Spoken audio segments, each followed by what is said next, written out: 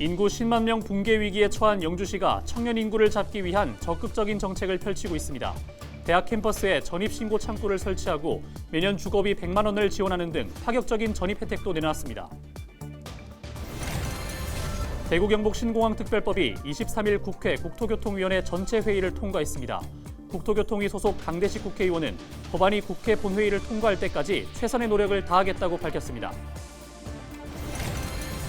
봉화군이 오는 31일까지 도시재생을 위한 주민 제안 공모를 진행합니다. 공모 내용은 상가 활성화를 위한 주민과 상인의 교류 프로그램 기획, 빈점포를 활용한 공간 디자인 개선 사업 등입니다. 3월 대구 경북 지역 언론에서 보도된 주요 키워드를 빅데이터를 통해 살펴봤습니다.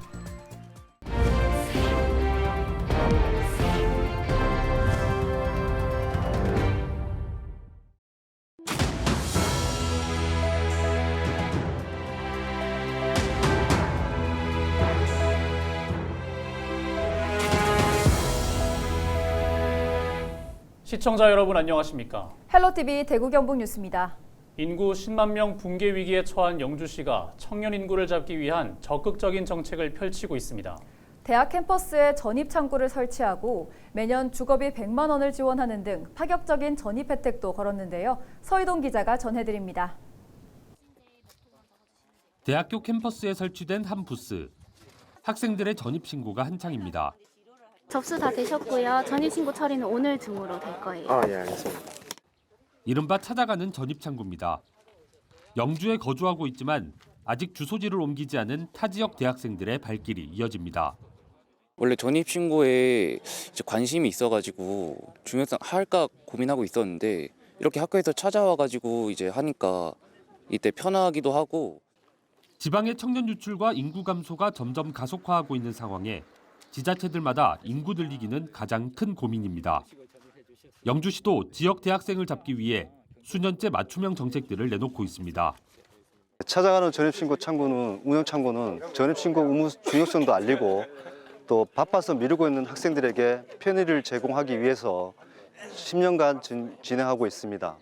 그 10년간 한 1,000여 명이 전입신고를 하는 성과도 이뤄냈습니다.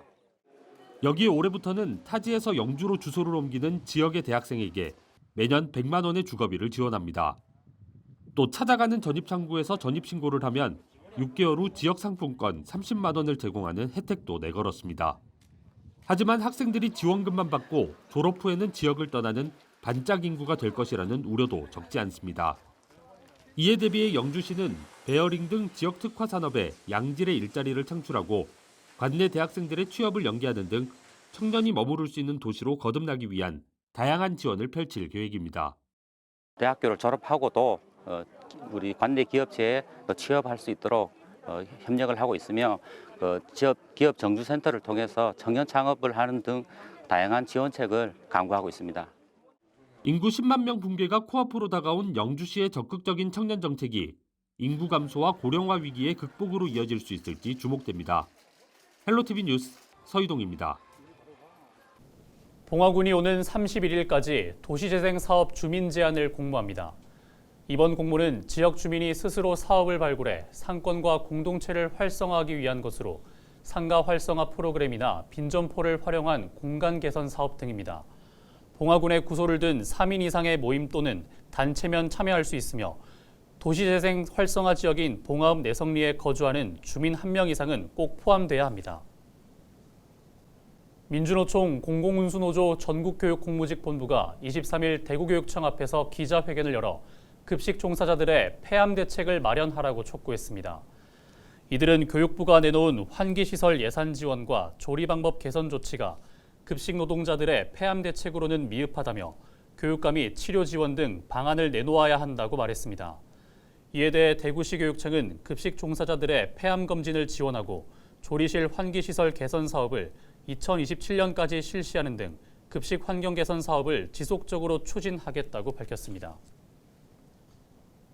23일 대구 경북에 봄비가 내리면서 일주일 넘게 이어지던 건조주의보가 모두 해제됐습니다.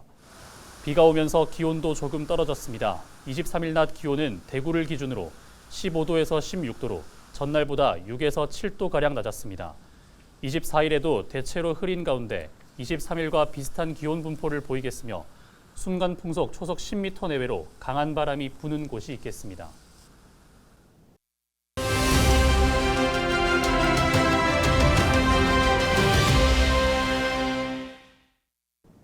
대구 경북 통합 신공항특별법이 국회 국토교통위의 법안 심사 소위에 이어 23일 국토교통위 전체 회의를 통과했습니다. 이제 결실을 볼 때가 얼마 남지 않았는데요. 그동안 여야 간에 그리고 정부와의 조율 과정이 쉽지 않았었는데 국토위 법안 심사 소위 위원이자 지역 국회의원인 강대식 의원과 전화 연결해서 그간의 과정들에 대해 이야기 나눠보겠습니다. 의원님 안녕하십니까? 예, 안녕하세요. 네, 먼저 신공항특별법이 법안 소위에 이어서 국토위 전체 회의를 통과했습니다. 반가운 소식인데 그동안의 법안 논의 결과에 대해서 어떻게 평가하십니까? 예, 먼저 우리 대구 경북 510만 시도민들에게 좋은 소식을 전할 수 있어서 좀 기쁘게 생각을 하고요. 여당, 야당, 정부가 긴밀하게 협의하는 시간을 가졌고 대승적인 차원에서 모두 수용할 수 있는 최선의 안을 도출해냈다고 봅니다. 법이 완전히 통과할 때까지 최선의 노력을 다하겠습니다.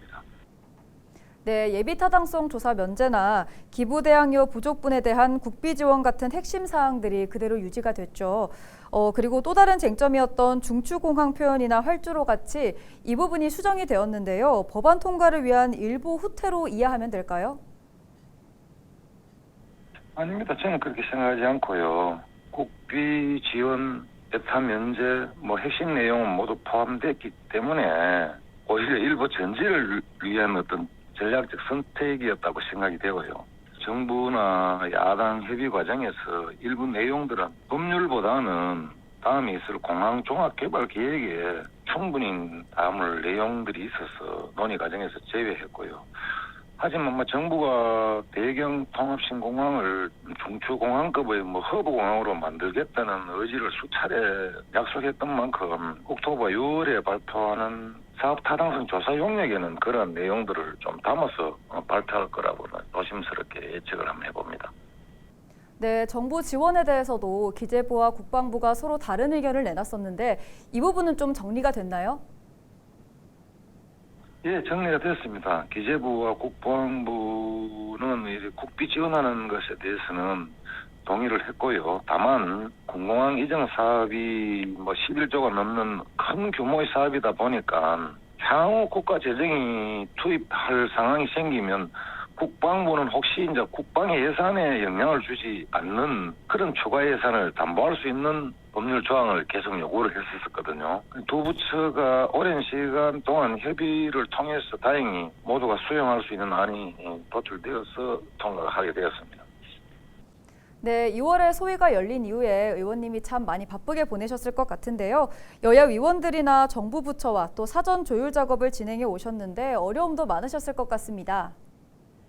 많이 많았죠. 이게 또 가덕도 신공항하고의 물리는 상황이 있었기 때문에 좀 있었지만은 우리 시도민이 기대하는 바를 누구보다도 제가 잘 알고 있기 때문에 사전에 좀 협의를 통해서 2월 법안 소위 이후 원점에서 한 재검토한다는 그런 심정으로 매일 여당, 야당, 정부뿐만이 아니라 대구시와 또 조율을 하고 많은 시간을 고민을 하고 해서 합의안을 만드는 데 전념했습니다.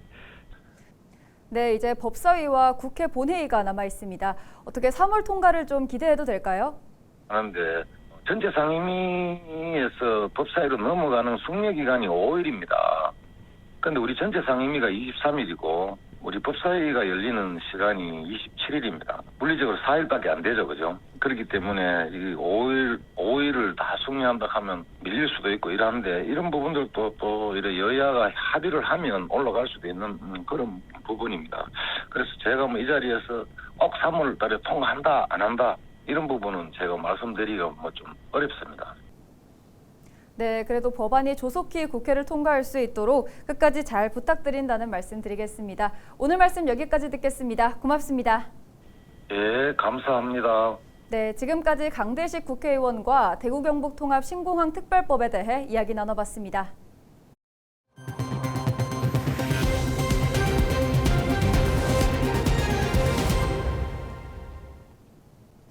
LG엘로비전이 자체 개발한 빅데이터 분석 시스템을 통해 우리 지역 주요 이슈를 살펴봅니다. 3월에 대구 경북에서 보도된 주요 키워드는 어떤 것들이 있었는지 홍하영 기자가 살펴봤습니다. 대구부터 살펴보겠습니다. 3월 새학기를 맞아선지 교육이라는 단어가 눈에 띕니다.